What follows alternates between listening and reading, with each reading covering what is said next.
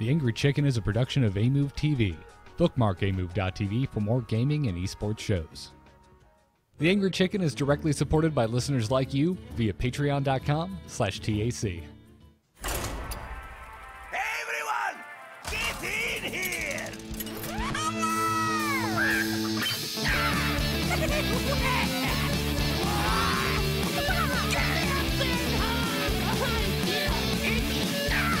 Ready for action! I've got the beast in my sight. A podcast about Hearthstone, Heroes of Warcraft. This is The Angry Chicken.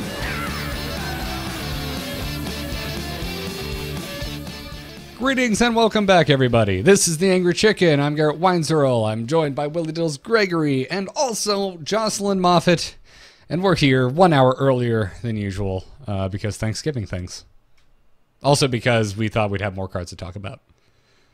Yeah. This is not a lot of cards. It's really not. And they put out a schedule of when things are going to release and then didn't even stick to the schedule. So whoever had that 8 a.m. slot, finger wag. Hey, Team 5, I've got a suggestion. Give it to us. We wouldn't screw it up. We still haven't had a card reveal, and even though I at least get on the show 3 times a year and complain that your card reveals are slow and a trickle feed, I would still love one. That'd be great. Thanks. Please send one to us. We'll actually make our reveal time and not mess it up. Thanks. Okay. Cool. Yeah, we had a card reveal stream, and usually those are chock full of reveals, and instead we just with 9 cards. 9 cards were revealed. We still haven't hit the number that were revealed at BlizzCon last year. Yeah. So last year at BlizzCon we had like 32 or 34 cards or something, and we're at like 24 as of right now, which is super weird. I don't get it. Like I don't know. In my head, I'm like, they must have gotten feedback that people really like those game streams because they're fun. I like them too. But to, let's do more of them and kick it off with one, but not show very many cards. It feels like they're really stretching this stuff out. I just don't really understand why they haven't told us things like a release date. We're pretty sure we know when it is because they basically leaked it themselves, but they're dancing around all of these weird little details. And I'm just like, why are you doing this? I don't know. We've got about a little more, like 2.5 weeks or so until we expect this to come out. So right, because we're expecting December 7th because of the tournament that weekend, right? That allows all the new expansion cards. So we have to get it before the tournament, otherwise they can't allow cards that don't exist. So if it's this slow, it doesn't quite get there. So I expect that we'll probably get kind of the slow drip and then a big bunch, a few days before, which it's okay. Yeah, we're supposed to I like having all of them as quick as possible, though, because I like theory crafting and thinking and evaluating cards based on more information. Right now, it's really tough. I just wish that we had, one day. I don't care when it is, whether it was, the 20th or, the Friday before or the Tuesday before. I just wish one day, and I know, Garrett, I can see the wheels in your head turning about how terrible this would be to cover on the show. But just give me all the cards. Oh, we just wouldn't. We just wouldn't. We just wouldn't cover it. It'd just be pointless. Then I think what we would do then is theory craft decks or something and talk about a bunch of different decks right before. Pick some cards that look really interesting. Instead of covering every single card. But I don't know. This drip feed just feels weirder and weirder every time. I don't know. I mean, we talk about it every time, and clearly I don't think they've ever really hit a cadence that we've loved. I feel like Frozen Throne was a decent drip feed, the amount of no, because he revealed almost none when it was freaking announced. The last one, the BlizzCon one last year, that felt good to me because we got a big chunk. We had the normal drip feed. We had a stream where they showed the rest. That was all right. That worked. I think just here, bigger chunk up front, then do your drip feed, then have your stream and call it done. That's fine. Works for the show. I feel like it was decently fast enough that I could kind of start to wrap my head around the cards. But we're going to talk about cards today where my reaction is going to be, I don't know. This makes me make some of the cards today make me make huge leaps of logic in what potentially is still to come, because it's just I don't know how some of these cards work in Standard at all. So unless we're getting a whole kit of very specific cards to make some of these cards work, I don't know. And there's just so many that are unrevealed at this point. I'm clueless. Well, and I mean, there are always good and bad cards and kind of middle of the road cards in every set, right? So, because it's funny, I've seen people say like, "Oh my God, this card is way overpowered. Why did they even print that?" And then like in the same tweet say, "Oh, and this card's way underpowered. Why did they even print that?" And I'm just like, okay, so you don't like overpowered, you don't like underpowered, so you want everything to be middle of the road and just kind of okay. That doesn't sound like fun or interesting at all. Well, but there's fun cards that aren't OP, and then there's just cards that just, there's the patches of the world and things like that. And we did get a reveal that we'll talk about that I think is maybe one of the most broken cards I think I've ever seen them print. Yeah. So it's not like we're not getting anything super good here, but yeah. And then there's some other ones where I'm like, there is a lot of friggin' potential in this card. Mm-hmm. That being said, it's like Garrett said, it's like I can't really comment on how good this card is because there's 8 more cards left in that class, right? So I don't even know what else they're getting. Like maybe nothing else is actually good with it, right? Yeah, yeah. Let alone the 100 other cards to take into consideration in other classes and neutrals that we don't know about yet. Such is the life of the drip feed. Praise be to the drip feed. In drip feed we trust. In drip feed we trust, yes. But anyways, before we get into the cards that were revealed, we always have some top of the show stuff. So hey, Dills, what's going on with Taco? So the Taco is posted for the patrons that are $2 and up patrons. So if you are a $2 and up patron, you can sign up right now. There's no sign up code. It's just you're the only ones that have the link, right? And it's a private tournament. Don't share the link around. Don't share the link, everybody, if you're a $2 and up patron. But basically what we're going to do is we're going to have it open for a few days, and then we'll open it up to more patrons. And then once we get past, we'll get a week or so away, we'll have it open pretty much for everybody to fill out the bracket. But we just want to make sure the patrons get first crack at getting in there. So the Frozen Taco will be happening on Saturday, December the 2nd. Format does not change. It's going to be a best of 5. You will have 4 decks. It's Conquest. You will ban 1, and you get eliminated if you lose one match, and you're out. So we want to make sure we can get it all done in a day because that's just the best way to do it.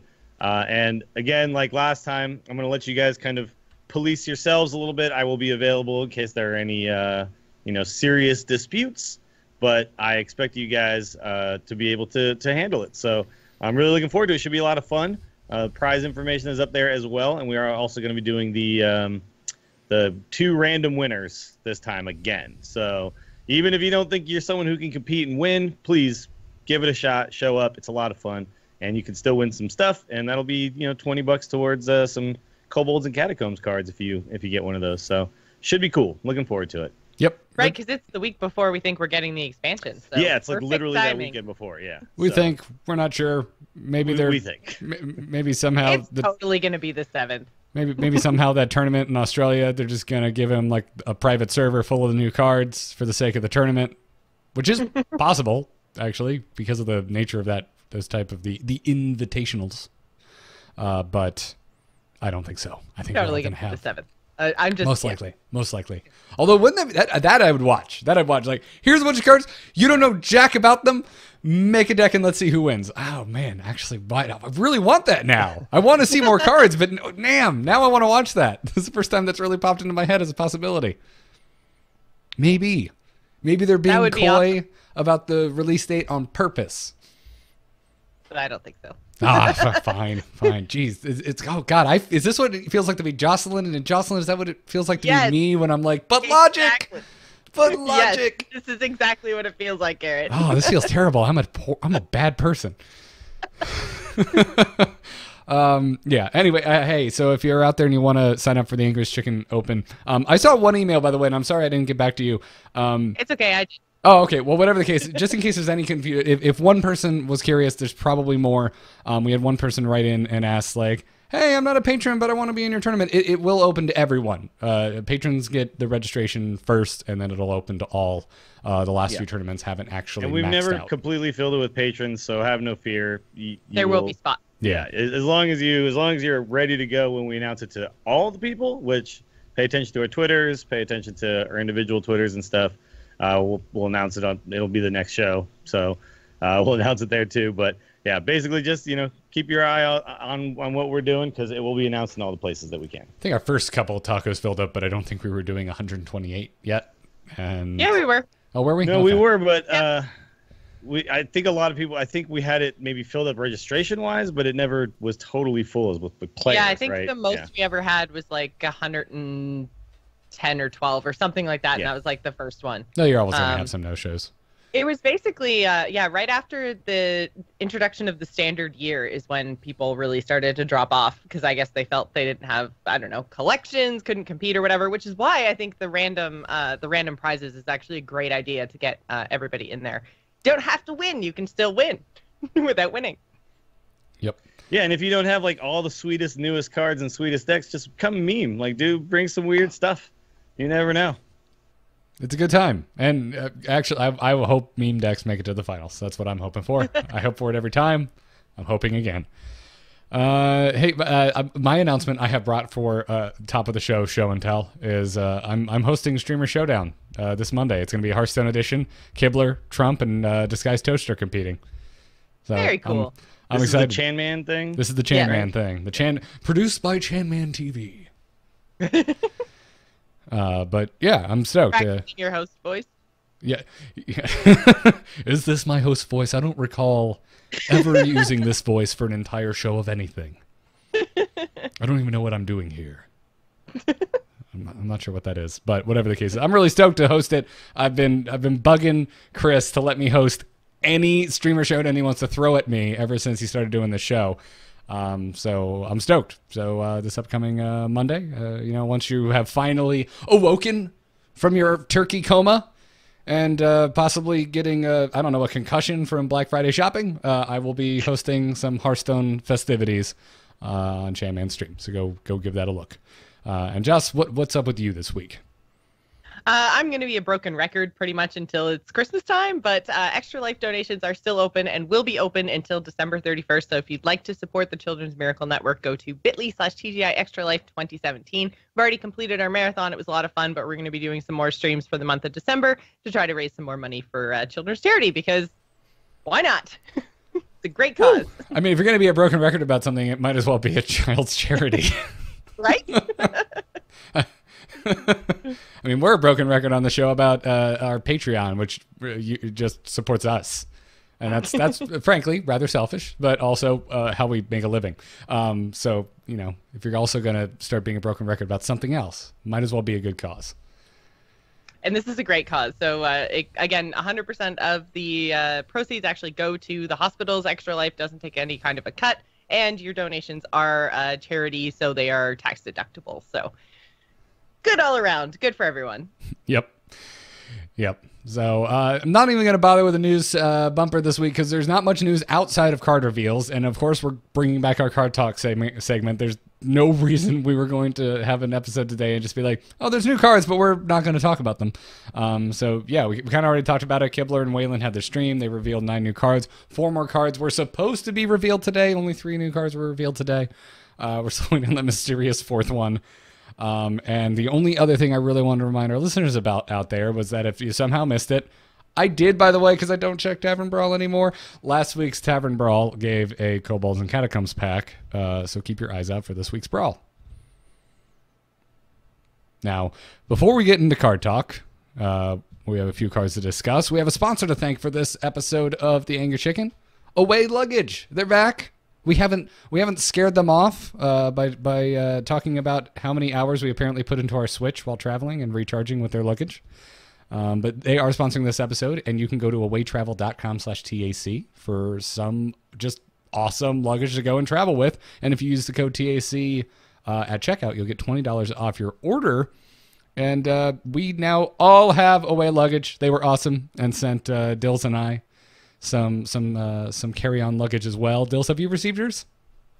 Yes, and it was unfortunate that I didn't get it before my Vegas trip. I was really hoping it was going to show up before that, but I had to use my old stupid piece of luggage, which I've now gifted to a family member. But I've never been this excited to open a piece of luggage ever. Like it was crazy. I opened it up. There's a little booklet.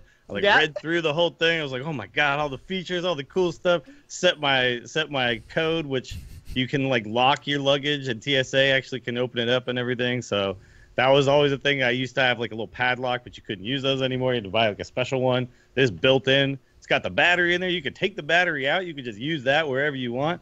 Put it back in your suitcase. It's the best. And there's all these cool little compartments, like a dirty clothes bag and like a thing that goes over your clothes so it keeps it like nice and compact. And oh my god, it's the best. There is nothing. I actually used that little TSA approved combination lock thing on my last flight back from BlizzCon because it was a super full flight and they were like, oh, people are going to have to gate check their bags. I was like, I can do that. I have it locked and stuff. It can go out of my sight. Here you go. It was awesome. And then I didn't have to worry about it the whole entire time. Jocelyn, you never told me that sweet battery can actually be removed from the luggage. Because I didn't know that, okay? I didn't know that. Jill's just you just push it down and it pops right out. It's great. Yeah, it pops up. I didn't know that. Yeah, it's awesome. I was using my Horde one like a sucker. Well, I usually have one that I carry with me. Now I just bring that one, and that'll be my little carry around one too. And then I don't have to have many different things with many different chargers. I can just have my luggage battery. Mm-hmm. I like it because I don't have to sit next to other people to charge things. Like shoulders. You don't have to find a spot in the airport that's next to a plug. You could just sit anywhere you want, and just be just charging your stuff up. Yep. And dude, the material. I didn't realize this, but the material is this really kind of stretchy but super unbreakable plasticky stuff. And so they say, like, it'll never break. And it doesn't break when you sit on it, because I totally have had to do that multiple times now to try to get all of my clothes in again. Lifetime warranty on that, too. So even if it does break somehow, they will fix it for you forever. So, holy crap. Yeah, it's like the best product I've ever gotten. I'm just like, oh, my God, look at this thing. It's amazing. Yeah, I opened it up. I'm like, this is really nice. This is a really nice sample. I can't believe they sent this to me. So anyway, check them out for yourself if you're in the market for some luggage. The holidays are coming up too. If you're like, man, my husband or my wife, they just can't keep their wet bathing suits or stinky underpants separated from their clothes. Well, these have these lovely little bags just built into them for exactly that. So check it out, awaytravel.com/TAC. Use the code TAC at checkout for $20 off your order, and we thank awaytravel.com for supporting this episode of The Angry Chicken. Now, folks, it is time for some card talk, and we've got a bumper I'm going to try and play, and hopefully it works. To your left is a door with a sign on it that says, "Adventurers keep out." To your right is a door with the words "certain death" scrawled on it. Steel yourselves, adventurers. We're going in. I'd also like to thank Ro from the Realm Maintenance Podcast for making that bumper. He didn't tell me he was making it. It just showed up in a DM on Twitter. He's like, hey, man, made you something. And I listened to it, and I was just like, oh, yes, using this. Certain death? I want certain death, guys. I want certain death. Who doesn't? Clearly no one that attended BlizzCon. Everyone was on board for certain death. And fire, as it turns out. Fire and certain death. So if you want to follow along at home, we will be doing the same thing that we did last week. We're going to be using Hearthstone's Kobolds and Catacombs, or KNC, or Dills, what have you been calling it? CAC. CAC, yes. CAC guide, if you prefer that. I have to be really careful when I say that. Yep. But we're going to be covering the cards that we haven't already discussed. A few have since been revealed. We're going to have more than 10 to talk about today. We're going to be kicking things off in legendary fashion because the Druid Legendary weapon was revealed, and Druid comes first because alphabet. So the Druid Legendary weapon is called the Twig of the World Tree, and it's a 4 mana, 1 attack, 5 durability legendary druid weapon with a death rattle that reads gain 10 mana crystals. Math makes me not excited about this unless I'm playing Blingtron. 4, so it comes out on 4, or when you have 4 mana. It comes out on 4 with 5 charges, so you have to override it if you want to immediately. I mean, obviously you could innervate it out on 3 now, or double innervate it on 2, or something like that. Yep. And obviously you could also wild growth on 2, play this on 3. So I mean, yeah, it could come out pretty quickly, and then when you do override it, you will gain the 10 mana crystals. I have a feeling that we can look for all these weird ways to override it. I think the most common thing we're gonna see, at least for the next 4 months, is Medivh. Yeah. You'll play you this. Can Medivh it.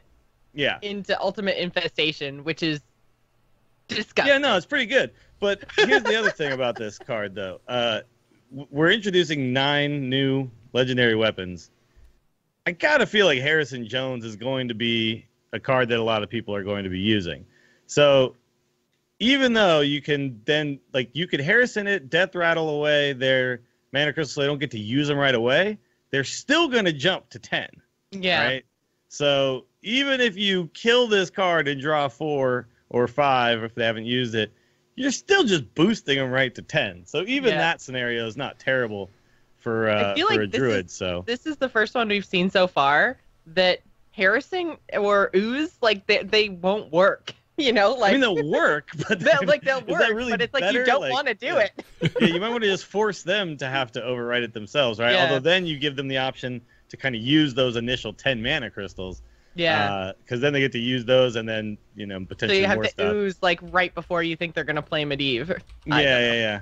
Like you could Medivh, then get your 10, then play Coon, refresh your 10. Oh and my then god. Play Ultimate Infestation. You can do all that in one turn. And gross. Yeah. So. Well, and you could throw Aviana in there too, because why not? Sure, why not? Yeah. Well, you gotta play Wild, but yeah. But still, I think cool this stuff is going to in be Wild with this card, disgusting for in sure. Wild. Yeah, because you can override it on 5 with Blingtron. Wild with this card. It seems silly to me. Why did they do this to Wild? Yeah. Unless they just truly don't want Wild to be any sort of balanced, which. Well, no, but Wild will still be, I think, balanced. Just as balanced around everybody doing broken stuff, and that's okay to me. I think it's fine. But right now, Big Druid has replaced Jade Druid in the meta, and this I think is just a fantastic tool for Big Druid. Now the fact is, it's a legendary weapon. You can't play 2 of them in your deck, so thankfully. You can't guarantee getting this. It's not a reliable way to get to 10 really quickly. But you'll be playing this, plus you'll be playing Wild Growth, plus you'll be playing, Jade Blossom, plus you'll be playing, you'll have all the other ways you have to ramp already, Nourish and all that stuff. It's just one more tool to get to 10 drops really quickly. And yeah, you have to find a way to override it yourself. But I think druids will find a way. They tend to find a way, don't they? Those crafty druids. I just need Jeff Goldblum to say exactly that. Druids find a way. But I don't think this is OP. It's good when it happens, but it's not. You're gonna play it later on in the game. Sometimes you're gonna play it. You're not gonna have the Medivh. You're not gonna have the way to override it. You'll have to actually use. You'll be paying 4 mana for a 1/5 weapon that you'll have to use up. And with your hero power, you're pinging for 2 every turn, which is nice, but. I think it's just, sometimes it's going to do some broken stuff, and you're going to feel like you lost because of this card, and then sometimes it's going to just be a normal fair card. But it's definitely one of the cards you look at and you go, damn, that's going to do some broken things for some people in some games. Yeah. I bet it looks really pretty as golden, because I love this art. The Twig of the World Tree actually was a TCG card before, and the old card art for that is nowhere near as nice as this one. So I didn't know I'm glad that. they redid the art. Well, it's this same weapon, but not blossomed, I guess you could say, and it's in the world tree. And it's in the tree, yeah. It's embedded in amber within the world tree, right? Yeah. I'm bringing that up right now. That card was an aggro weapon. Apparently. Yes. There we I didn't go. play a lot of the WoW TCG, but Yeah, that's people say it there was you go. insanely good. that looks like a vanilla Warcraft weapon. That's what that looks like. It's like you killed a boar in Elwyn Forest, and this piece of crap fell off of it. Somehow. That's Don't what think about it too much. But whatever the case, this is we don't know, man. We don't know. Those are. I'm trying to be a jerk or anything. You're like, well, I don't think it's OP, and I'm just like, there's 100 cards I haven't seen yet. We don't have a clue. Like, this is the card that just makes me just but, go... I mean, Druid doesn't inherently have other weapons, and we know they're getting the one legendary weapon, but they don't inherently have other weapons. So outside of Medivh, in Standard, there's pretty much no other way, right, to overwrite your own weapon? That we know of right now, and that's why I was saying at the top of the show, sometimes when I see cards like this, the only way I have fun with it, because I don't know, is to run away with insane theories. Like, I see Trigger the World Tree, and... I guess this means the other Druid cards we haven't seen yet all destroy your own weapon. We're going to see cards that say destroy your own weapon. Isn't there one card though, but I can't remember now if it's a neutral card. There was a card that isn't it like kill your weapon and do something? Oh man, now I got to find it. But then somebody in chat just said also Lich King's Frostmourne. Yeah, but I mean, Lich King's Frostmourne, it's not like you but can that's put that hard in to your get. deck. Yeah. But yeah, I think there was something, although I feel like it might have been like a warrior minion. I don't think it was a neutral minion where it was like destroy your weapon and gain the stats. Yeah. Yeah, it's a Frozen Throne card. Yeah. But oh, yeah. And nobody ever played it. Yeah, and Medivh's going to rotate out soon, so we'll get kind of like 4 to 6 months worth of crazy big Druid with Medivh overriding and giving them stupid amounts of mana. So maybe it'll be super fun to play, and maybe it'll be super fun to play against. We just haven't thought of the counter because we don't know all the other cards. I think. No. Furnace Fire Colossus destroys it in your hand, so that wouldn't even matter. Oh, okay. Yeah, it specifically says discard, so it's a discard effect. Yeah. It just gets rid of it, so you wouldn't even even get to gain your 10 mana crystals that way. How could we possibly have forgotten about Thank God. Furnace Fire Colossus? Yeah, the old Furnace Fire Colossus. Just an oppressive addition in Frozen Throne. Yeah, and anybody who says Blingtron, wild. Okay, wild. So and we mentioned that already. Not worry so much about it. Yep, have fun. Have fun and Wild. And my reaction to that is like, that sounds great. That's what I want Wild to be. Talk to me after this goes live, and that's all we see. It's somehow incredibly busted, and then my tune may change. But yeah, I think Trigger the World Tree is fine. The possibilities are really fun. And the potential wild insanity makes me happy now. That's my thoughts on Twig. Let's talk about Branching Paths, which is also a Druid's spell we haven't covered yet. It's a 4-mana epic Druid spell, and it reads: choose twice, draw a card, give your minions +1 attack, gain 6 armor. So you get to choose to draw a card, you get to choose to give your minions 1 attack, or you get to choose to gain 6 armor, but you get to choose twice. Right. Yeah, so 2 out of 3 things. So you could draw 2 cards, give your minions 2 attack, gain 12 armor, or some combination. Yes. True.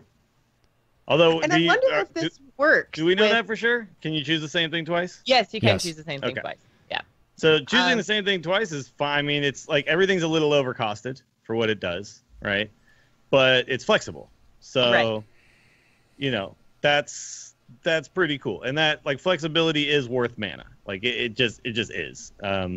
We've just kind of always known that. In Magic, it's the same thing. It's weird to me though, like they gave you 3 choices, because a lot of times in Magic you get choose 2, and there's 4 choices. I know, like Garrett, you've probably seen these cards. On the stream that they tried it with 4 and it didn't work properly or something, or like really? It wasn't, because they have a way to give you 4 options. Yeah, no, I can't remember exactly what the logic was, but it just basically, it didn't work how they wanted it to work, or it was because they made you have different choices, and they found giving you 3 but letting you choose the same one twice actually was easier to balance than 4, where you could choose, like, had to choose 2 different ones. Yeah, because the way that they call the same was like crazy broken. They call these command cards in Magic. So there's Dramoka's command, and oh man, I can't remember all the names. I'm looking it up. But basically, it gives you 4 options. Says choose 2, so you can't choose the same one twice, right? Mm-hmm. And yeah, here Austeria's command, Targa's command, and they're again like oftentimes a little overcosted for what you're doing, but the ability to kind of decide what's best for you at the particular moment in the game is pretty good. And I think this card is pretty balanced. The way I would have done it if it was 4 choose 2 is I would have also thrown in like a +1 health for your minions or something like that, and then You know, you could be like, oh, it's a buff card, or it's a draw card, or it's a gain life card. But yeah, I mean, I feel like this will have a place in slower druids because, you know, 4 mana gain 12 life, 4 mana draw 2 cards. Sometimes you'll use it to just finish people off. You know, it's decent, and it's not something like, and there's not a lot of great options in the 4 slot, so you know, it could definitely go in. I'm actually curious about how it works with the Spellstone, because that one we said like something like Feral Rage doesn't work because it gives you, or like will only upgrade once, not twice, because it gives you the armor in one shot. So I wonder how this actually interacts if you like gain 6 armor and then gain 6 armor again, and then you'd be able to fully upgrade your Spellstone with just this one card. That is interesting because you're gaining 6 twice. It depends on if you choose to and then the whole effect happens, or if you choose once and the effect happens and you choose again and another effect happens. Yeah, that'd be interesting. Huh. Yeah. That's the most interesting question I have seen brought forward about branching paths, I think, since this card was shown. Because everyone else was talking about Fandral, and they put the kibosh on that right away, saying, nope, Fandral says choose 1 card. This is a choose twice card. And this is the only choose 2 card that we're going to get. Okay. They said too. So we won't, think about, or at least in this set. I don't know if we'll get more going forward, but this is the only choose 2. Okay. Yeah, if you think about all the effects, though, 4 is slightly more than it should cost for all of these effects, right? Yeah. You know, it's like you can kind of turn it into a shield block. You can kind of turn it into like a few different other things. None of it is quite supposed to cost 4. So I think it's costed properly. I think this is a cool card. I like this concept. I hope we see more of this. Actually, I think it's a really cool thing. Kilmernock in the chat room says it does fully upgrade your Spellstone, but I don't know if you guys have a link to that confirmed somewhere. That'd be great. Yeah, I'd love to see that confirmed. Yeah, for sure. Yep, we love resources. We love them. We love our resources because we don't know who said it. I don't know why I'm singing this. I'm just in a goofy mood today because I'm going straight out of this and into another podcast. All right, cool. Branching. I'm excited about branching paths too. I find it interesting that they're again not showing us very many cards, but then they show us this and they're like, there's going to be no more choose twice cards in this set, and then they show us 2 rogue secrets. Announced there's going to be 3 rogue secrets. This makes me go, just show us the damn third. And then they also announced that there's no rogue secrets planned for the next set. Yeah, which is weird. Right. So it's in. I kind of like that they're giving us a little more meta information, but then it also zones me back into like, just show us that last secret. They did say that they wanted you to have to play around it in 3 different ways. So it won't be triggered by, say, attacking the hero, because we've already seen the one that's triggered by attacking the hero. So it's going to be triggered by something else, which is a little bit of information. They also said that they kind of took inspiration from the other secrets in the game. So they had the one that was kind of inspired by explosive... I can't remember. Anyways, they basically said that the third rogue secret was going to be inspired by one of the mage secrets, but they didn't say which one because they made a joke about ice block, and I was like, please no. Gotcha. Other things that they clarified. Misdirect. Thank you, S. Boyd. We're about to talk about the Hunter Legendary, and she has Recruit on her. She is apparently the only Hunter card with Recruit, and then they also explain that not all classes are going to have the Recruit mechanic in their class-specific cards. So that's the other clarification I wanted to point out. And while we're on that subject, let's talk about her. Katharina Winterwisp is your Hunter Legendary minion. She's going to cost you 8 mana to throw it onto the battlefield. She's got 6 attacks, 6 health, and a battle cry and death rattle that reads, Recruit a Beast.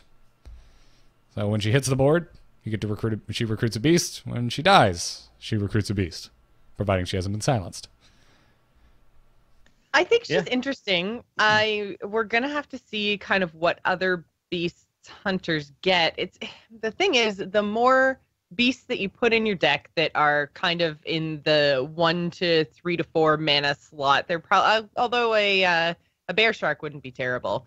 But you know, like the more beasts you have in your lower end, the worse she gets, because you want to pull like a high main with this, right? That's like the dream, a high main or like a king crush or, you know, something big and crazy and, you know, whatever. You don't want to pull your cute little kitties. Well, you're also kind of hoping at least one of your damn high mains has already been played by turn 8. that's the other thing, right? So yeah, so you can't just put high mains in also, because if you draw, recruit isn't copy from your deck, it pulls it straight out. So you'll have to have some other stuff in there. Yeah. But if you're playing like a control hunter and there's a few control tools in there that are pretty good, I can kind of see you playing things like Bittertide Hydra and stuff like that, and trying to just get giant beasts onto the board. Like that's kind of your win condition, right? Is like control the board, control the board, control the board, bam, here's a bunch of giant stuff, right, all at once. Yeah. And now also they're gonna happen. It's gonna happen again when it dies. So that's kind of the deck that this seems to fit in. The problem is, as we've always seen with Hunter, the control tools are really bad, and so we're gonna need to see a lot better control tools in the rest of these card reveals. I mean, I've tried to make all sorts of weird late game Hunters work, and the problem always is I can't even live. And with Deathstalker Rexar, I couldn't even live to like turn 6. Right. When you play that guy, you know what I mean? So. And he even had an AOE to help you clear the board when he came out. Like, I know. And it was still really difficult. Yeah. Yeah.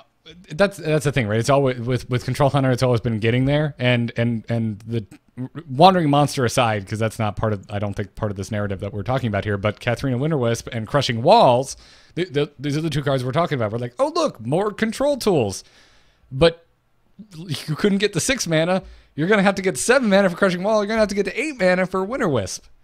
Yeah. So I don't know. I mean, now the control tools past 6 make a little more sense, because we're looking at these and we're like, okay, that's the archetype they're pushing for. So we need to see more cards. We need to see more cards, but I will say this though: if they had like say 4 mana 3/3 beast that like did 3 damage to the rest of the board, so you could help to control the board in early game. Oh yeah, and if they wanted to balance it a little bit, you could have to have another beast in hand to trigger that effect. Exactly. Yeah. I do think though, like Chad is saying, you can play some like non-beast low-cost minions to try to help you get there. So you could do things. You can do like one of the things that a buddy of mine used to always rave about is Wild Pyromancer plus Hunter's Mark. He's always talking about it's like, yeah, you could instantly kill something and then leave your Pyromancer behind, or kill like the other tokens. Obviously now there's like Power Shot, but the tools always kind of came a little too slow and didn't quite kill enough things. And so even though, you can play some stuff early on, even the beast options aren't super great, right? Like you're looking at things like Stranglethorn Tigers and Giant Sandworms, and I guess you could go with Ultrasaur if you really wanted to or something like that. But even then, like the beast options aren't fantastic. So this is definitely. I'm like cautiously optimistic about this one. Like, yeah, I hope it works. I hope it does. Cool. I want to see a big beast hunter. I think that would be super cool. But I mean, I've been saying that about the tools that we've gotten piecemeal, and maybe that's the thing. We've gotten kind of piecemeal tools for years. Maybe now we can actually get there. I don't know. Sure. Yeah, maybe there's some cards in the rest of these that we haven't seen yet that are just awesome control tools for Hunter, and this is when it finally comes together. Yeah, I mean, we've seen this before, where it's kind of like grain of rice, and eventually the scale just tips. In the case of something like Taunt Warrior, instead of grain of rice, I mean, you had those, then they just dropped a sack of rice, and that was the taunt quest, and all of a sudden Taunt Warrior worked. But then there were also things like Dragon Priest, where we got Blackrock, and we're like, it's going to be a thing, and it wasn't. It wasn't until the next set that it really came online. Yeah. So it's happened before. It's also failed miserably. I mean, Beast Druid, they've been trying, and it never worked, and it still doesn't.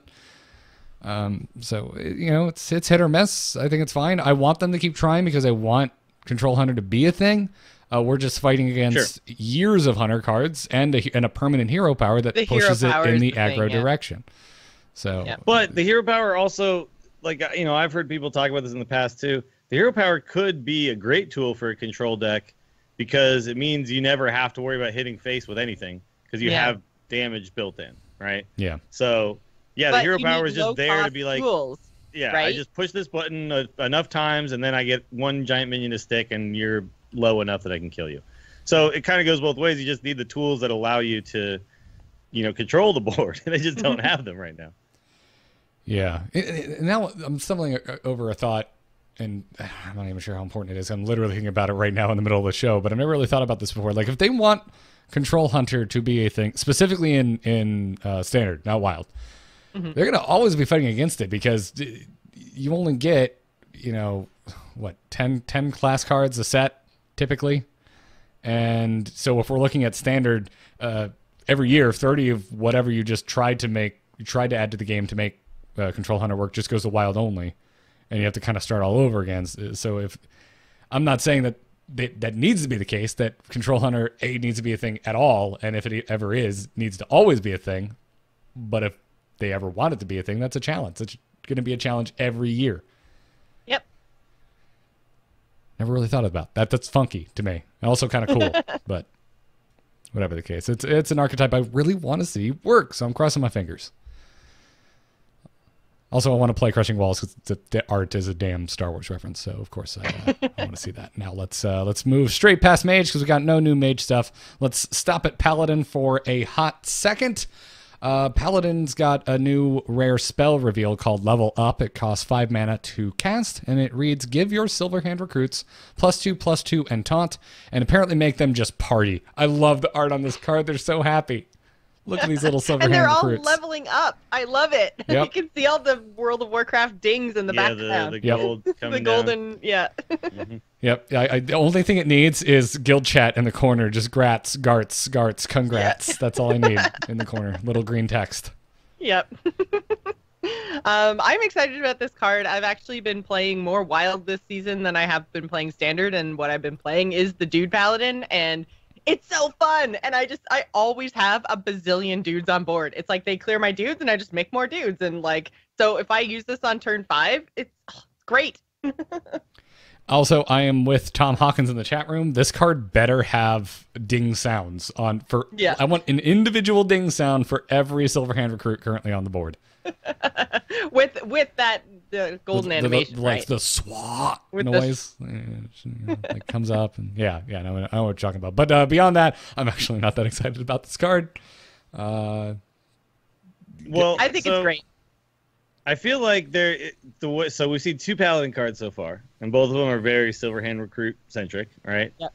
So if they add a couple more pieces to that puzzle, then Standard, this could be pretty good.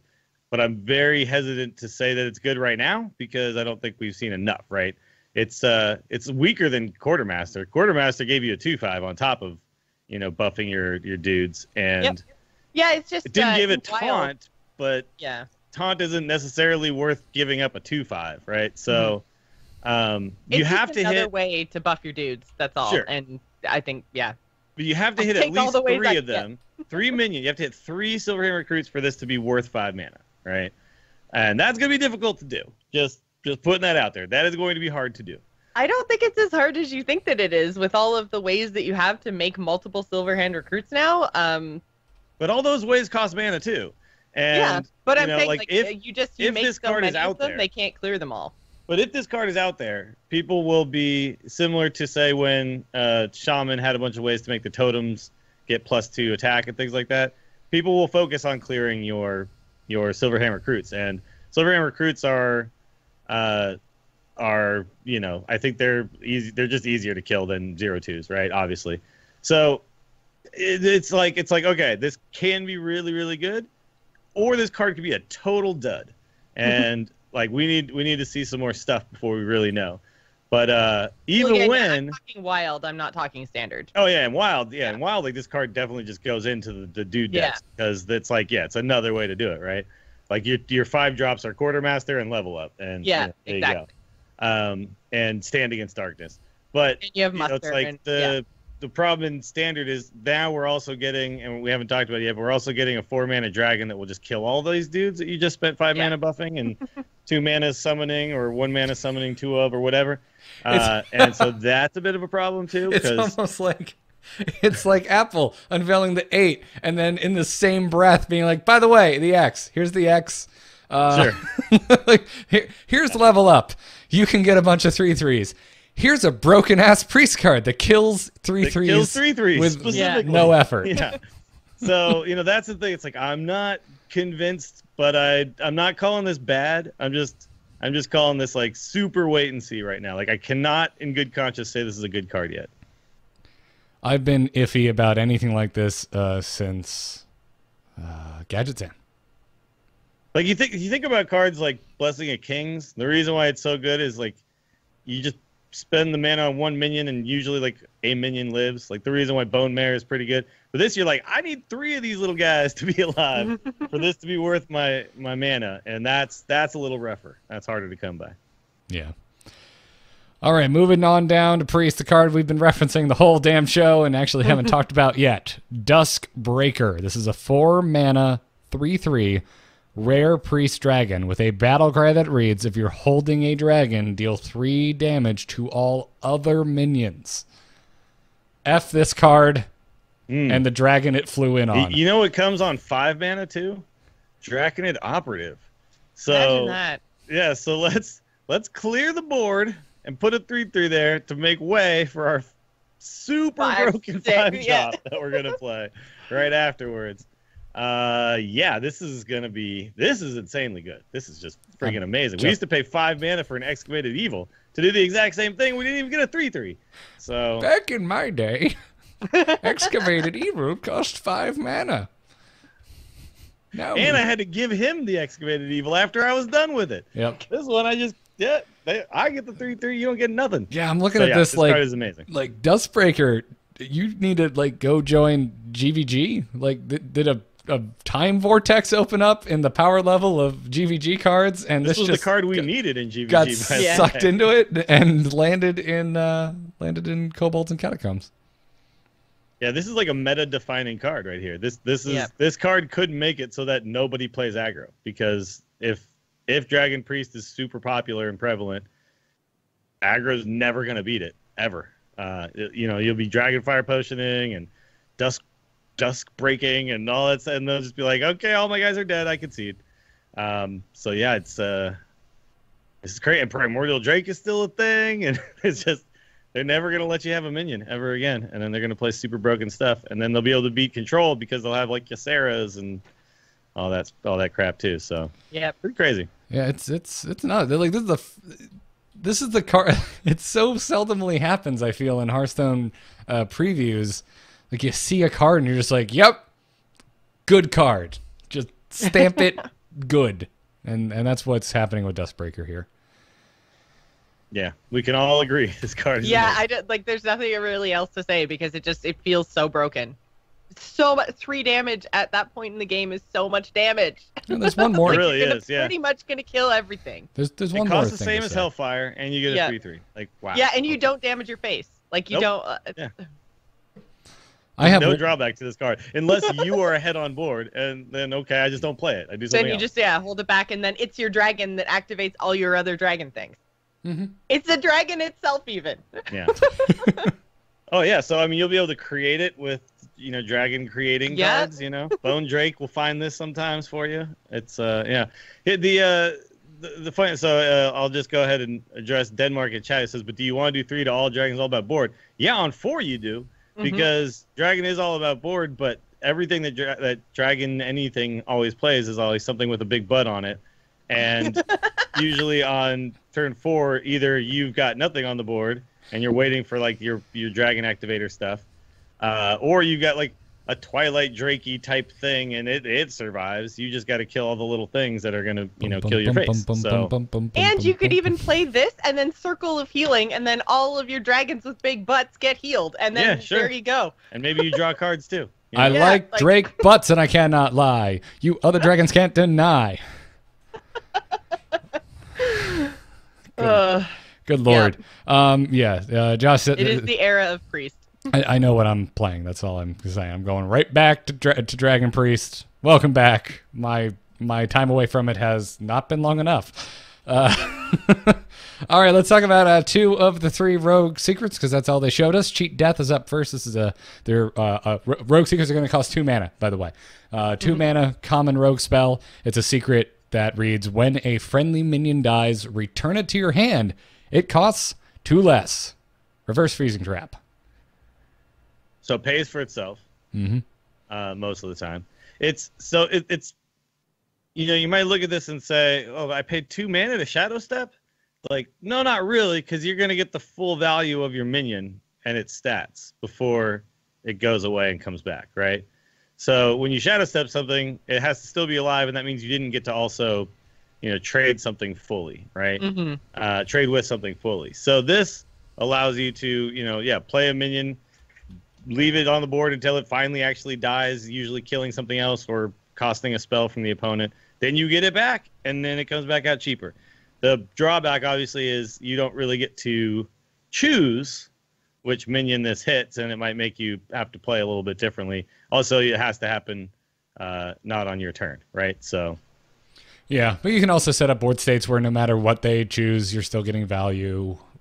Anytime Rogue has a low cost anything in its hand, it's like, yay, more combo enablers. Like, there's positive sides to even the worst outcomes of cheat death, short of just, a flare coming out and destroying your cheat death.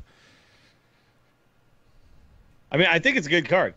I think but it's fair. Like, it's a good card. It's just a good card. I'm really glad, by the way, because S. Bloyd just brought up Quest Rogue. Thank God Quest Rogue was nerfed before this card came out, right? Because this is just like, here's another way to bounce your minions. Yeah, I like that we get to see a card where we can point to it and go, that's why Quest Rogue was nerfed, still before we can point to any card and say that's why Blade Flurry was nerfed.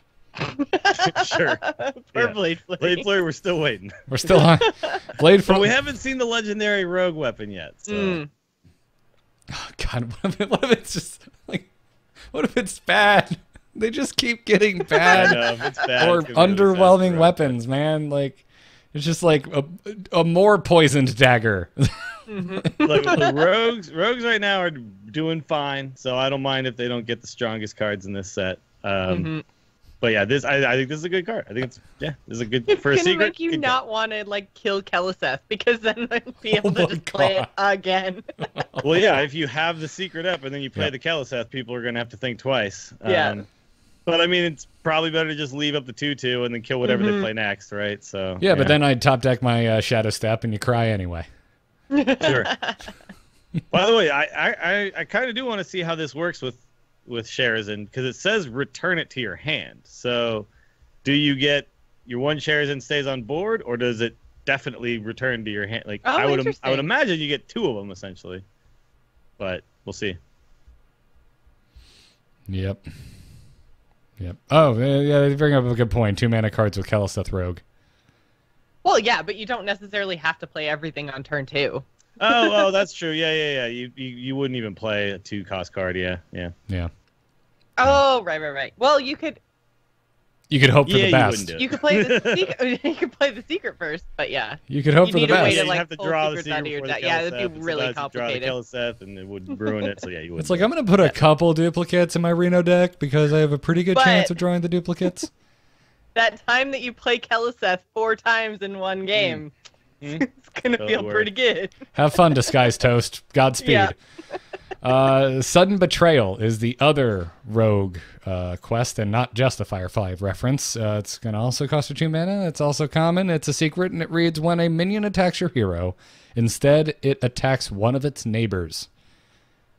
They could have done this with Ungoro dinosaurs in terms of the art, and that would have been perfect. And Firefly references, yes, 100%. I'm not so sure about this one. It's cool, but it's gonna fizzle out kind of sometimes, when it's 2 things that don't really matter if they attack each other, and I don't know. Or if they only have 1 thing on board, then what happens? Well, nothing, right? Then because it just doesn't needs go to have off. a neighbor, Yeah. So it's not, Betrayal costs the same, and you get to control like which minion I aim it on, and then people don't really play around it, and it still doesn't see play. I don't know for 2 mana, and now you're only getting 1 neighbor, but I guess they are attacking each other, so that's good. I don't know. To me, it just feels like it's too inconsistent. I'm not excited about including it. Again, I like that it exists, though, because Discover and things like Swashbuckler and the like, eventually you're still going to have to, in some scenarios, think, is that possibly a sudden betrayal? So, would this card be OP if it said attacks both of its neighbors? Or like, because to me, I feel like then it would just be a decent, like a good card. But the fact that it only hits one, and for the same cost you hit 2 minions, I don't know.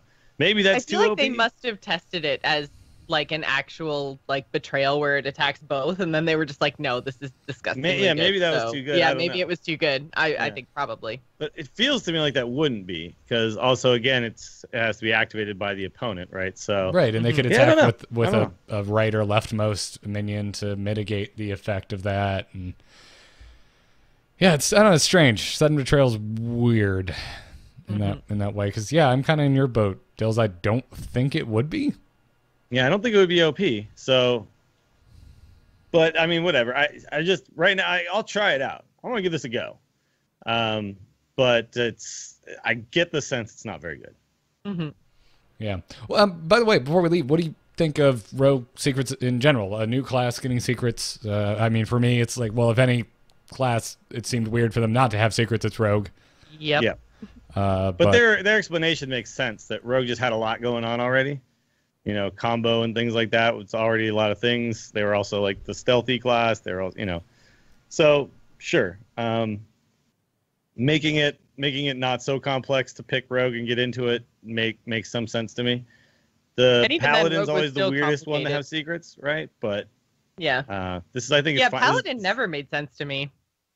Like, why does a Paladin have secrets? Yeah, I've heard the explanation as these are like divine intervention-y moments that are like happening from above or something. I don't know.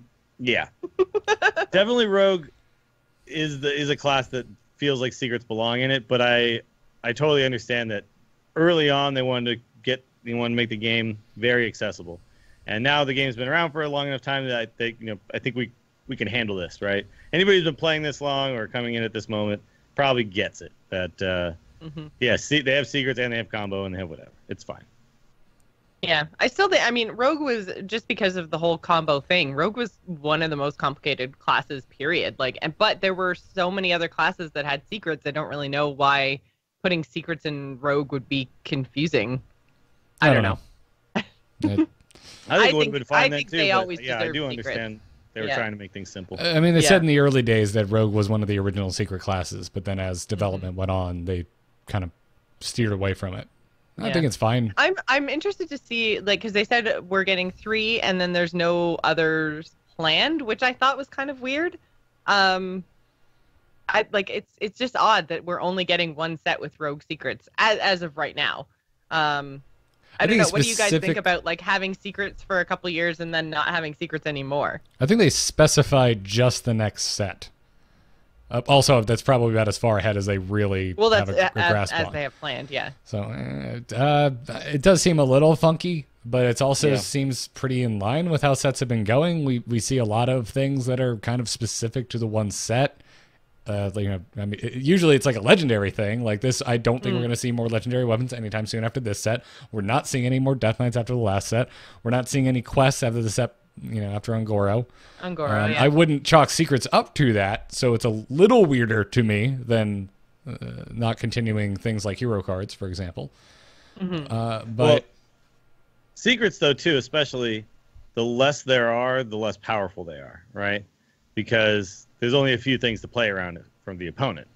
One of the biggest problems with secrets is when you play against a good opponent, they understand how to sequence their plays so that they don't fall into your trap, essentially, right? So they're going to be less effective as a secret class by a long shot than the other classes. The other thing, too, is every other class not only has secrets, but has secret support, right? They have ways to play secrets for free, or they have, basically just ways to play secrets for free. Yeah. Pretty much that's what ways the to support pull them is. from your deck too, and pulling them from your deck, doing damage if you have, or minions growing if you have secrets minions equipped, costing less, all of that costing kind of less, stuff. all that. Yeah, there is a lot of that. Obviously, we're talking mostly about mage, but still. Paladin Mysterious Challenger was like one of the most powerful secret. And Cloaked Huntress, I guess, in Cloaked Hunter. Huntress for Hunter, yeah. But mage definitely has the most secret supporting cards. Eagle Horn Bow, there's all sorts of things that support being a secret class. If they only get these 3 secrets and then no support, then are these going to see play at all? I don't know. Yeah. Well, are any of you already mentioned, Dills, Rogue's in a great place. They don't really need any help. Maybe that's also like Team 5 is thinking, well, we don't really need to define some new thing for Rogue. Why don't we have fun? Let's introduce a few secrets, see how that goes. Let's just throw them some fun new things to play around with without maybe a plan in mind. And I don't think there's anything wrong with that because Rogue's fine. I don't think so either. Yeah, Rogue doesn't need instant help right now. So give him some fun stuff. Yeah, totally. And then see how that pans out. And then if secrets are cool and seem to work pretty well, and it makes for some new fun interactions with rogues, then yeah, maybe 2 sets away. Yeah, we do get something, right? A couple more secrets and some sort of card that works with them. Yep, I'm all for that. Yep. All right, let's look at the Shaman legendary weapon, the Rune Spear. This is an 8 mana, 3 attack, 3 durability weapon, legendary weapon for Shamans. It reads: after your hero attacks, discover a spell and cast it with random targets. I'm out. I hate this card. Really? Everybody is crapping on this card instantly. I like this card. I think this card's gonna be good. I don't think it's gonna be good, but I do like it. I think it's gonna be. I don't think it's gonna be absolute trash tier though. People are saying that this is just dust this card instantly. Oh, that's not what I'm saying. I think this is kind of good. This is just kind of randomness that I can't stand and I want murdered.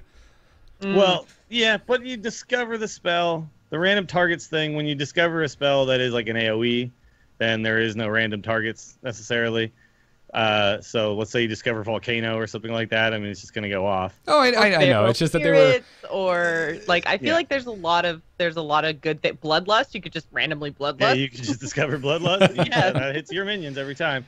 Yeah. I think the issue here though is a lot of the Shaman spells that are direct damage hit anything, right? Right. So if you discover Lava Burst or Jade Lightning or Lightning Bolt or any of that stuff, who knows what the hell it's going to hit. And so a lot of spells are already kind of thrown out the window. So the spells you will discover, it's going to be hard to find the proper ones. And sometimes it's going to be super sweet. The thing, though, is like you play it and immediately you get to swing with it, and because it's a weapon, you immediately get to swing with it and start finding stuff. So this card has the potential to turn games around for you. Yeah. Right. Yeah. Well, and I think for 8 mana, you need to be able to do that. You better be able to swing with this and discover one spell right away, because otherwise it's a 3 attack weapon for 8 mana. I mean, it needs to have a swing mechanic, which it has the potential of having. And I don't know. To me, I'm just getting Yogg-Saron flashbacks. It feels like a mini Yogg. In my world, where I don't like that effect, Team 5's been killing it and just getting further and further away from that. And then all of a sudden, here it is. It's back and it's in Shaman. Yeah. I don't know. I don't mind this because I think the Discover mitigates a bit of this randomness. And if it wasn't random targets, this card would just, I think, be super OP. If you could then discover a spell and then cast it somewhere, oh my god, it'd be insane. Accidental. The other thing, like Tortolan Primalist is the other card we've seen with this effect, right? Mm-hmm. And that card obviously doesn't see constructed play, but it's an 8 mana 5/4. It goes off once, and sometimes it has been pretty good. Yeah.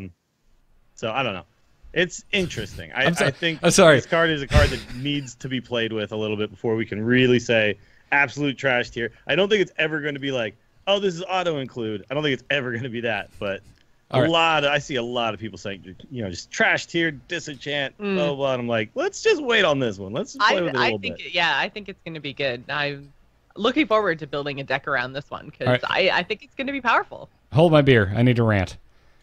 Kilmarnock in the chat room. Kilmarnock in the chat room replies at A-Move, which is me. It's Discover. You can pick which spell to cast. All right, I love you, Kilmarnock, but do you think I don't know what Discover means?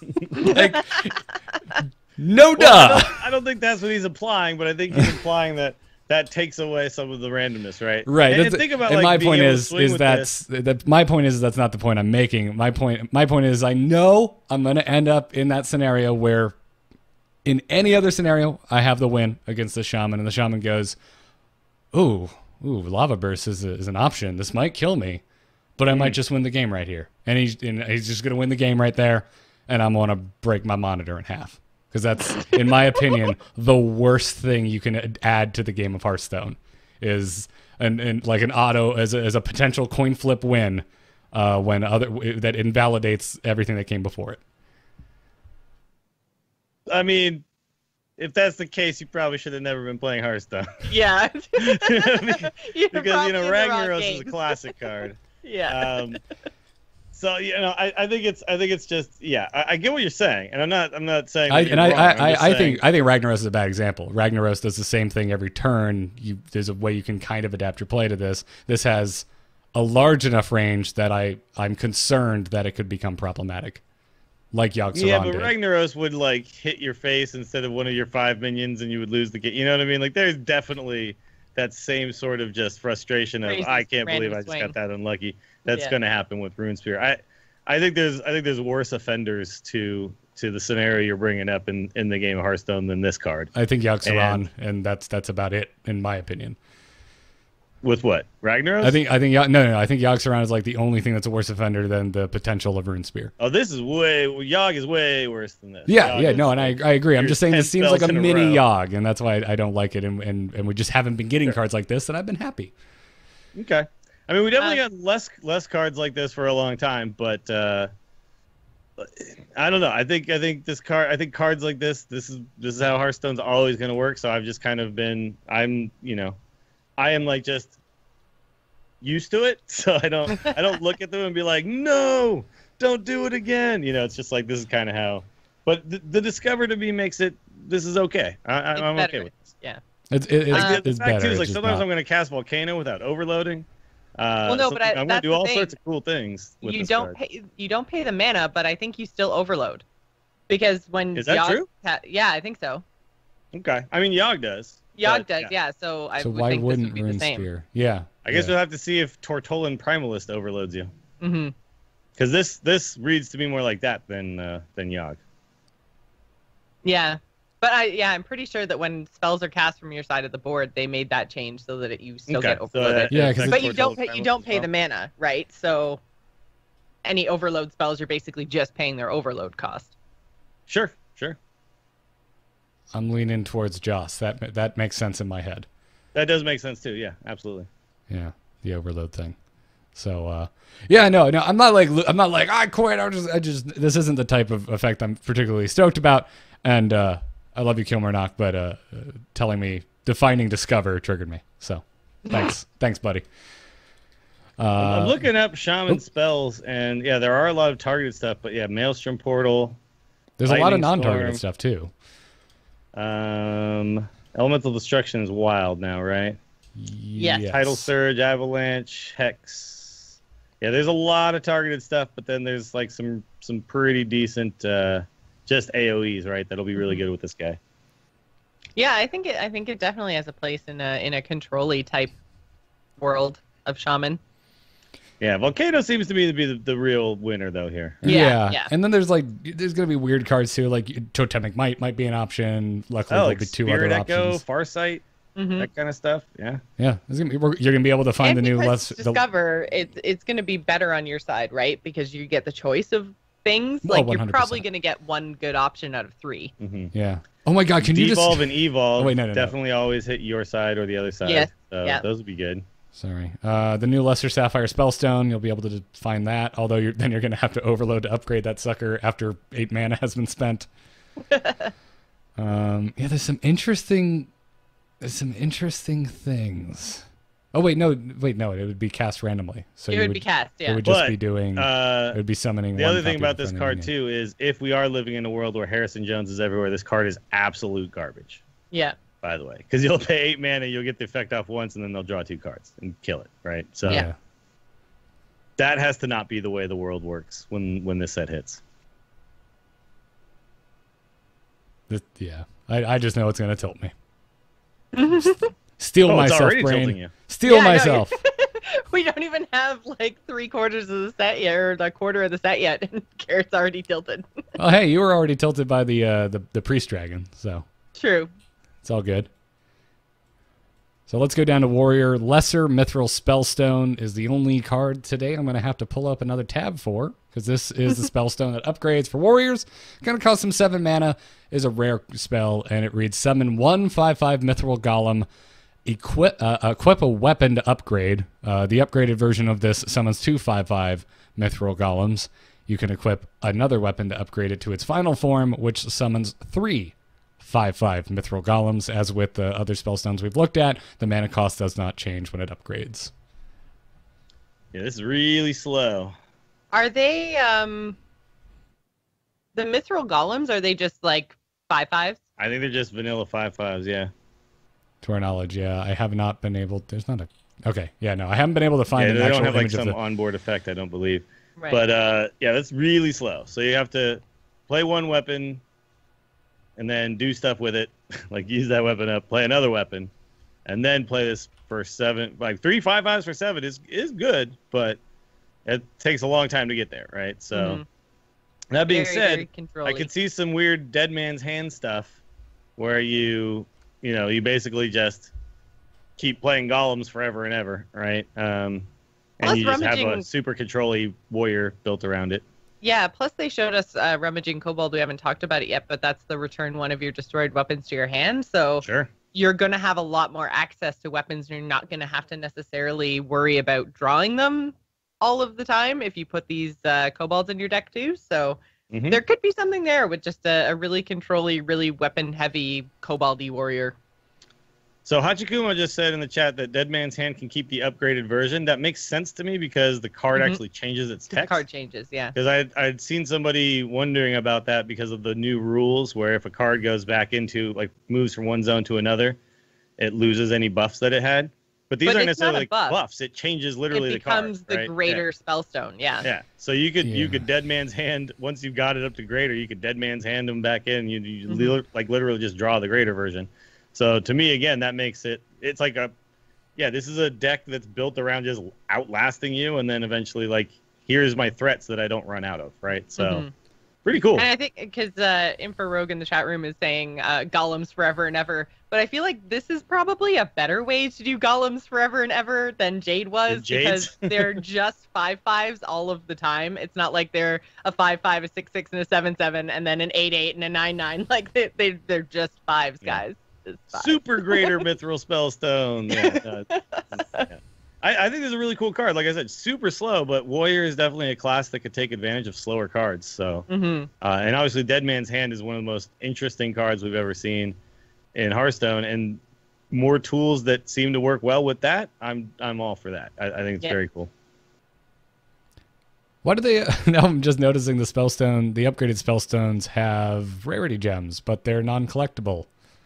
And we just had that long discussion by Ben Brode a couple weeks ago about how non-collectible cards are going to be losing their rarity gems. Interesting. Yeah, I see what you're saying. Which also confuses me about, things like copying this and whatnot, because it is a unique card. It changes the art, it changes the title, it changes the card text. The only thing that stays the same are the mana cost and the rarity gem, which, if Ben Brode's thing was to be believed, it shouldn't have a rarity gem. I'm now confused. Hearthstone. Not that it has a huge impact on the game, but just interesting is all. So, all right, moving on to neutrals, bringing it home. Zola the Gorgon. This was, I believe, on Trump's stream is where we saw Zola. It's a 3-mana 2/2 legendary neutral minion with a battle cry that reads, choose a friendly minion, add a golden copy of it to your hand. And the hidden text is instant craft by Jocelyn Moffat. Well, yeah, because you don't even have to craft the golden version to get a golden card, so yay. But if you have the golden version, what does that do? Nothing? I think the same thing. It just makes Zola cool looking? It looks prettier when you play Zola. I like that there's the hidden Gorgonzola reference in here. That's kind of fun.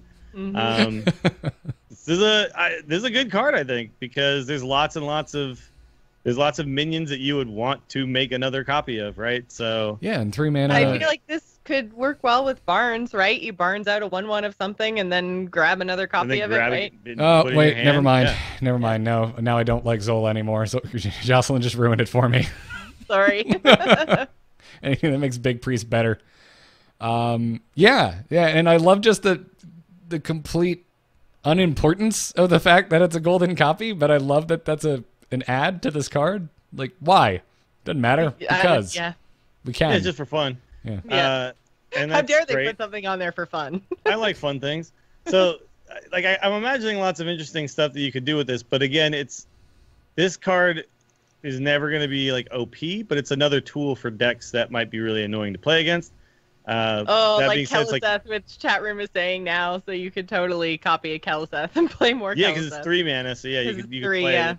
But your Keliseth needs to be alive on turn 3 if you played it on 2. Yeah, but but it's still worth mentioning because when you can't deal with Keliseth on 2, there's already really bad things that can happen on 3, and this is one more bad thing that can happen on 3. Yeah. But there's a lot of, I just like that this opens up more cool combo opportunities in Hearthstone, and I think we need that. So I love this card. I'm super glad it's a neutral too, because it's another card I want to be able to play around with in all the classes. Yeah. I think it's good. All right, Rummaging Kobold, you already mentioned it, Jocelyn. This is the card that has the battle cry to return one of your destroyed weapons to your hand, but it's also a 3-mana, 1/3 epic neutral minion. And it's adorable because it's a freaking kobold. This is a cool card. With his giant beard.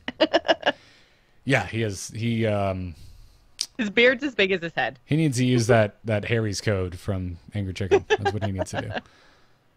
But I like this idea, like weapon graveyard mechanic, kind of. Yep. Pretty much. That was the first thing I thought when I saw this. Is I was like, oh, Garrett's gonna be happy, and he's gonna say graveyard. Thanks. I'm surprised no one saw my rant about the Shaman weapon coming because of my Yogg hate. But yeah, no, you're absolutely right. Anything that plays around with things that have died and bringing it back, or things that have broken and bringing it back, is something that excites me because there's not enough of that going on in Hearthstone, and this is more of it coming in the form of weapon resurrection, essentially. Yeah. Now, the cool thing about this is you'll be able to bring back things like there's gonna be some really interesting stuff with this. Like you'll bring back Jiraxxus's weapon, right? You don't have to play Jiraxxus to do the weapon again. Like there's gonna be or Medivh's weapon without playing Medivh, right? Like there's gonna be really, really interesting things that happen here. You do have to play 3 mana for a 1/3, but 3 mana 1/3 that essentially just draws you a card and you know what it is. That's awesome. Yeah, you're going to get back Ashbringers and all kinds of cool stuff. So I love the first lots of fun things are going to happen here. I love that the first place your brain goes to, for an example, is Jiraxxus's weapon. That in your world, the first thing that pops into your head is playing a card on 9 and then using 8 durability of a weapon and then dropping a 3-mana minion on board. Like that's I wasn't going to say anything about that. I was going to let him have it. Sure. No, we're going to be living in a world where Dead Man's Hand, Lesser, Mithril, Spellstone is going to be happening. So games are going to be going long. I don't let things go on episodes when I'm told I shouldn't just be playing Hearthstone when I have an issue with a card. Oh, come on. You know what I meant. I know what you meant. I just wanted to give you crap about that. I love it. I actually love it. It's a ridiculous scenario.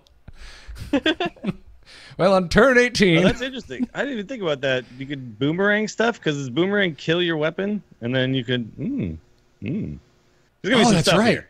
This is going to be super fun. Ooh. Yeah, because boomerang technically is a destroyed weapon.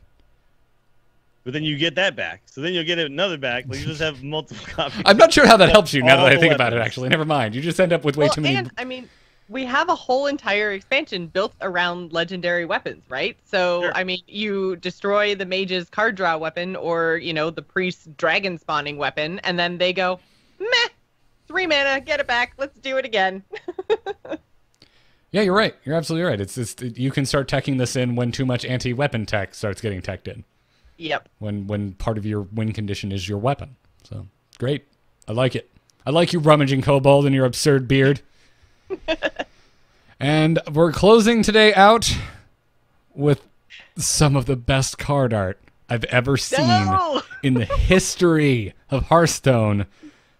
The Feral Gibberer, ladies and gentlemen. This is a 1-mana 1/1 rare neutral minion that reads, after this minion attacks a hero, add a copy of it to your hand, and then go watch the Critters series of bad, schlocky old horror films.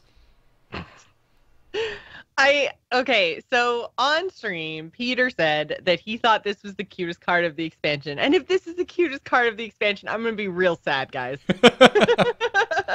After Tiny Fins and Snow Flipper Penguins, yeah. I love gremlins. I love critters. I don't know. Gibberer is in my wheelhouse.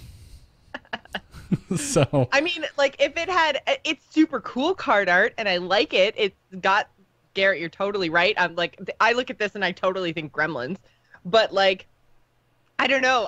I'll be, if it had like a closed mouth and like big blinky eyes, then it would be adorable. I mean, this is terrifying cute, but whatever the case, fun card. I like the idea of potentially infinite one mana 1/1s. I like their card concept from a lore perspective. The idea of diving into a dungeon and getting covered in tiny little bitey creatures. I like that. I don't think you can make a feral gibberer deck. Well, you could. Hobgoblin and Wild. There's gonna be some stuff where people are gonna. The problem is, like, as a 1/1, it's gonna die so easily, and as soon as it hits the board, people are gonna be like, "Oh, I'm killing that." Right, because it has to attack the hero, so it has to get played and then live and then attack. Charge unless you actually play the 1 mana charge spell.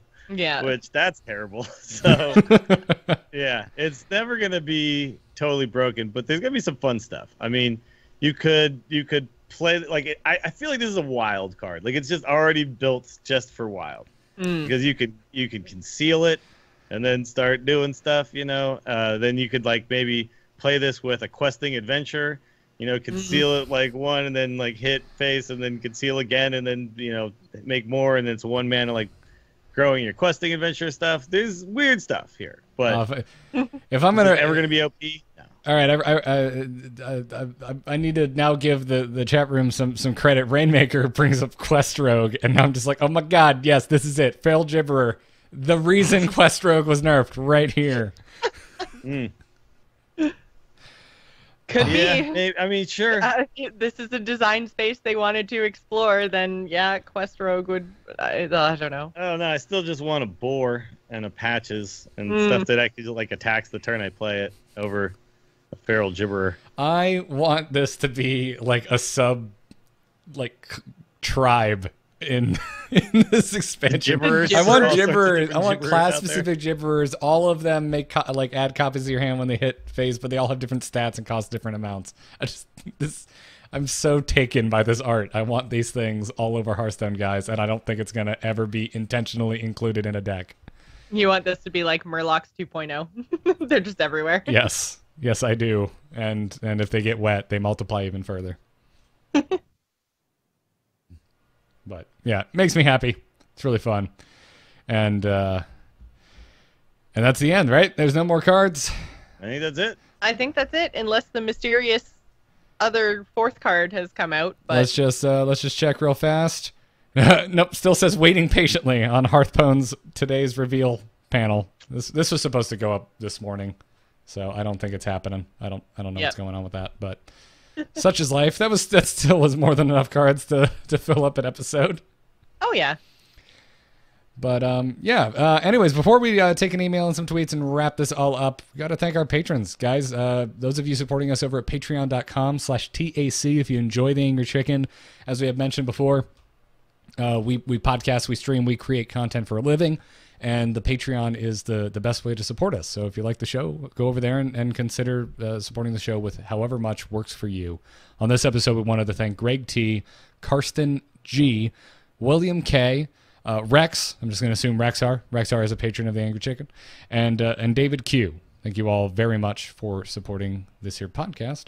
And now my iPad is freezing, so I can't play an email bumper. Oh, there it is. Cool. Here it comes. Hello. Hello, it's me. Hello. Just quickly, do you get my message? Yep. Oh. Hello, brother. You can send your emails to tacpodcast@gmail.com, and you can tweet the show at tacpodcast. We've got some tweet questions and hot takes about the new reveals since our last episode. And Dills, why don't you start us off? What did folks on Twitter have to say? Let's see. We got BMilly116 who says, what do you think about expansions having specific concepts unique to that release versus peppering in concepts across several expansions? What are the pros and cons to limiting DKs or to KFT or Quest to Ngoro or Rogue Secrets to CAC besides lore? I guess. I hate you. Okay, so one thing that Magic does, which I think is really cool, is like every single time they put out a new expansion, there's a new keyword and kind of a new whole set of things, right? Mm-hmm. And usually it just lasts the one expansion, and then there's like a new one for the next one. Hearthstone has kind of done that to a certain extent, but then of course we've seen Discover across multiples. We've seen things like quests and DKs only happen the one time. So they're kind of a mix and match, and I think that's okay. I kind of just want Hearthstone to do whatever feels right. So I don't really need them to pick one or the other and just stick with it. I think if something works, bring it back, right? Keep doing it. If something seems close, maybe revisit it and say, like, okay, here's a couple more things to fit into that idea, which is, I think, the one thing they haven't done, which I'd like to see them try, right? Yeah, is, something with, like, a failed mechanic that, you know, they go back to and fix, like Joust, for instance. Like, sure. Maybe there's a way to make that work better. Like, the ones that they've continued to try are things like Discard Warlock and Beast Druid and things, and I feel like there's other concepts. Like, I don't think Inspire was that terrible of an idea. That's something they could revisit and maybe make a little bit better. Because there's some really fun wild Inspire decks that tend to work with some cards that don't say Inspire on them, but, you know, kind of work with the hero power mechanic. And I like that. So I would like to see them kind of continue with the mix and match approach, but sometimes go back to old ideas and try to rehash them and make them actually get there. So that would be the one criticism I'd have with how they do things. But to be honest, I don't mind them doing it. Just, it's not always the same. We kind of do what we think is right. I think that's the best way to go. Yeah, I agree, Dills. And I think I am kind of sad that we aren't, or at least as of right now, we're not getting more quests, because I think quests were really interesting, and there was kind of a few that were viable, but I'd like to see, you know, other classes that weren't as viable the first time around get viable quests, because I think that mechanic was fun. Same goes with the whole DK thing. I don't necessarily think we should get Death Knights again, but it would be really cool if we had, like, a Monk expansion with hero cards again, or, you know, Demon Hunters. You know, just, you know, revisiting those hero cards, because I think the hero cards are really cool. Getting to change yourself and your hero power and everything and doing something different than you were used to doing with the class. I think that was really powerful and really fun. So yeah, and it's something I want to see them go back to those. It wouldn't even necessarily need to be like that specific of a one-to-one. Like, we had Death Knights. Oh, now we should do Demon Hunters. Now we should do Monks. You could have other heroes from that class, from Warcraft lore, or make your own up from scratch. They could be based around characters that you're bringing in the expansion. Yeah, like Jiraxis, or the Ragnaros card. Like, more cards like that just in general. Personally, for me, I'm waiting for that just stealth patch. We just wake up one day, there's a patch for Hearthstone, and we check the patch notes, and it's just like, we've updated Joust. If you play a Joust card and it's a tie, you win the Joust now. That's the change I've been wanting for Joust since Joust was entered to the game, and I'm still hoping we get like a, you know, every now and then you hear about, oh, Brood War got a patch today. No one really thought about that, but it got one. I'm hoping for that, just stealth. No one cares about it, but they're doing it anyway. Joust update. Yeah, and obviously that whole rule change about how things actually worked recently was kind of a version of that. But yeah, I would like to see, go back and just say, hey, this mechanic never quite worked the way we wanted it to. It was never as powerful as we wanted it to be. Boom, here's a change to it. That'd be great. And then, of course, especially also, in a world where they're supporting, air quotes, supporting Wild more, right? Like, that would be something that would really support Wild, would be to go back. Naga getting the change was a big example of that. So yeah. So just to, you know, like, go back and say, like, okay, this didn't work, but we want to make Wild more fun, so we're going to change Inspire, we're going to change Joust, we're going to, you know, play around with some of these concepts. It's supposed to be Wild anyways, right? So, you know, go in and make changes for those Wild players. Yeah. Throw Wild a bone, kind of dust it off, make it a little more exciting, other than announcing a tournament and then not telling us anything about it ever again. At Diego Century tweeted at us, this is kind of on the subject of, is Control Hunter ever going to work, and said, it's hard to make predictions so early, but I can see a world where Dragon Priest slows the meta down enough that Hunter gets to use their control tools. Maybe. I mean, like we talked about when we talked about the dragon card for Priest today, I mean, it's probably going to be enough to at least kick aggro in the teeth a little bit instead of aggro kicking you in your face. But yeah, I don't know. We'll have to see, because they've been trying to make Control Hunter work for so long. Yeah, fingers crossed. Yeah. If it's Dragon Priest, by the way, that knocks aggro out, though, Control Hunter is not the answer because their hero power is literally just countered by the Priest hero power. True. So I think the Control Dragon Priest would still win that matchup pretty easily. Well, I don't know if I want to get technical here. The point he said is you get to use it. He didn't say you'll get to use it and you'll win. You'll just get to use it. You'll get to play your card. But it only comes back if it has a chance to win. And right. So again, it's the meta does need to slow down, but it can't be Priest that's like blowing it up, right? Because they need to be fighting against like Druids and Rogues and stuff with their Control Hunters. Yeah. Oh, Diego Centric is in the chat room and says, "I live in an optimistic world." That's a good world to live in, Diego. Sure. Yeah. We really just have not seen enough cards. Dustbreaker looks ridiculous, but God knows what else is to be revealed. Hopefully, it's not in Priest. The rest of the cards that make us go, "Oh God, what's happening?" But anyways, Joss.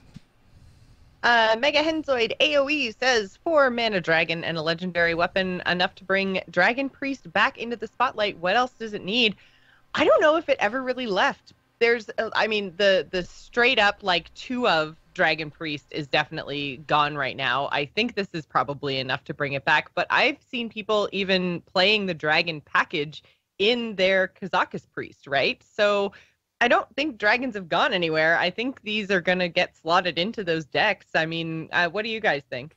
I'm with you, and I don't even think the 2 of Dragon Priest is dead. I mean, Tempo Storm seems to think there's a 2 of Dragon Priest deck right now that's tier 2. Oh, yeah, it's still around. It's definitely still around.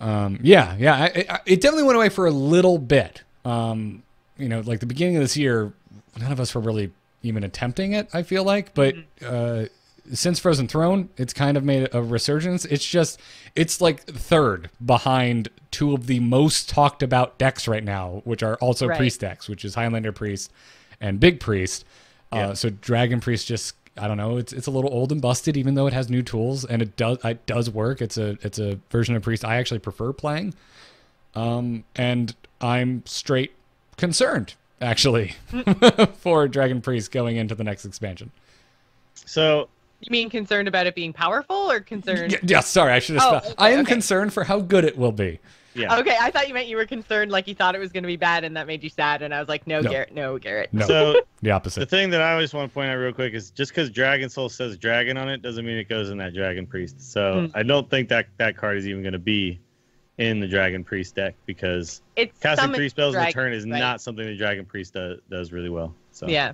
No, that's just more fodder for your spell happy priest. And also, dragons on the board isn't what Dragon's Priest wants, right? Like, they don't have cards that say like buff the dragon on the board. It's holding dragons, right? Yep. So making dragons on the board doesn't actually do anything for your Dragon Priest. They just don't die to Dragonfire Potion, which is the only real advantage there. But which is played in Highlander Priest anyway, so just put that dragon generator in your Highlander Dragon Priest. Soul's going in that deck. Have a good time. Have a good time. But yeah, Mega Henzoid, my answer, it doesn't really need anything, but it's getting something anyway. Yep. All right, Dill's final tweet. Broccolini says, will it take rotation for a lot of these cards to shine? A lot of slow stuff unlikely to fit into the refined decks of right now, but could show up once things rotate out. Absolutely, a lot of these cards in this set are going to get more powerful once things rotate out, for sure. I mean, that's just how this is always going to work. That being said, I think a lot of stuff will get slotted in. I don't think, like, what I'm seeing is a lot of cards that the thing is really, it's instead of, like, there's going to be some cards here that are fair that won't see play until the rotation, but there are definitely plenty of cards we've seen so far that are like, no, that just goes into decks right now. We don't see a bunch of new archetypes until the rotation happens, though. So that's when, all 3 of the sets from this year will all kind of have, big chunks of them starting to see a lot of play. Whereas right now you're going to see, 30% of the cards really seeing a ton of play. After rotations, and we saw this with Mammoth, there were cards that never saw play before that rotation, and suddenly we're like, well, there's nothing else in the 2 slot, so what do I do here? And that's what you're going to see a lot of here. So, things like unidentified elixir, probably not very good right now, but once a bunch of other stuff goes away, maybe it is, right? But it's absolutely, your point is definitely true. What Dill said. Yep. Also, we need to see more cards. That too. Yeah. Yeah, and right now it's too hard to say for sure. But I mean, we've seen, I think about 35% of the cards we've seen, like they all look like they're, this is good enough to do stuff right now.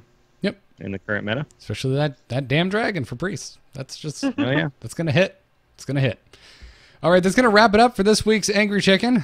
Thank you, everybody, for listening. If you're watching live, I hope you enjoyed the earlier than usual time. We're going to keep with this at least until card reveal season is over. We'll see if we get used to 3 p.m. If we kind of wear it in, it gets comfy. We might just stick around. Who knows? But thank you again. If you're a patron supporting us over at patreon.com/TAC, don't forget if you are a $2 and up patron, you can go register for the Angriest Chicken Open Frozen Throne right now. All the other patrons, it's opening up tomorrow. To everyone else, it's opening up next week. It's to everyone else, it'll go live when I get home from Thanksgiving. That's when I'll make that a live post, because I'm going to be traveling, seeing fam and stuff like that. But keep that all in mind.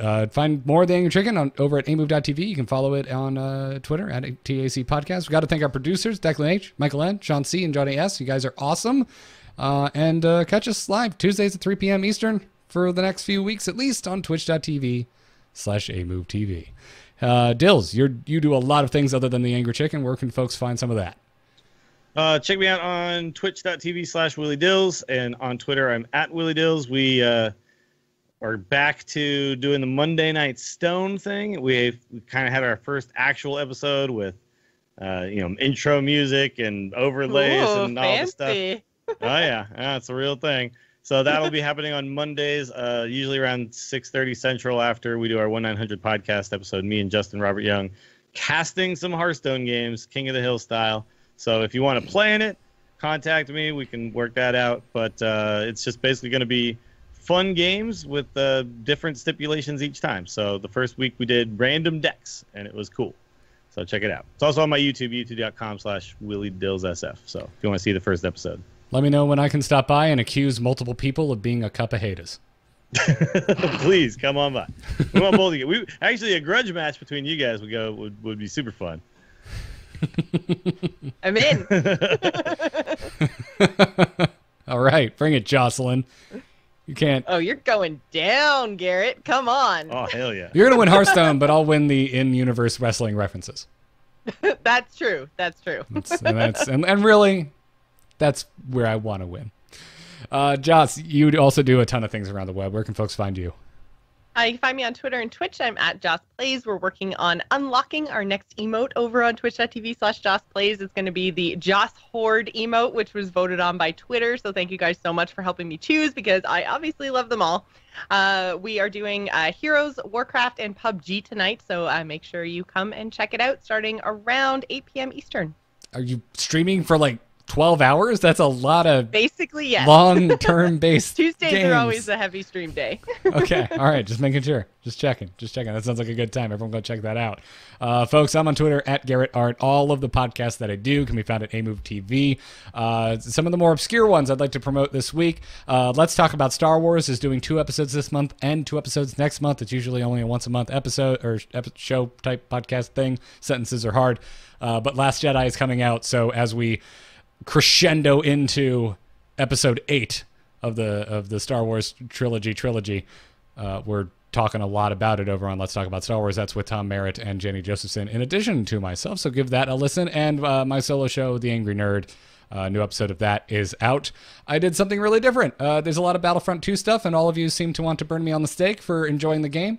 So the only way I really felt that I could talk about it was doing a mock Daily Show style newscast about the Battlefront 2 dilemma, and Kristen Ashton, aka Dream Destroyer, joined me to be my senior outrage correspondent. So go look up the most recent episode of The Angry Nerd for that. It happens around the midway mark. The rest of it's a normal solo show. So that's going to wrap it up for this episode.